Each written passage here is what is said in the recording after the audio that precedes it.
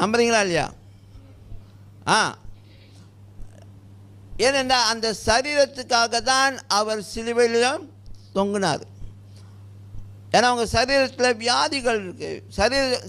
சரீரம் தான் இன்னும் அதிகமாக பாதிக்கப்படக்கூடிய ஒன்று, சேதத்துக்குரியது அதிகமாக இருக்கக்கூடிய ஒரு நம்முடைய வாழ்க்கையில் என்னன்னா சரீரம்.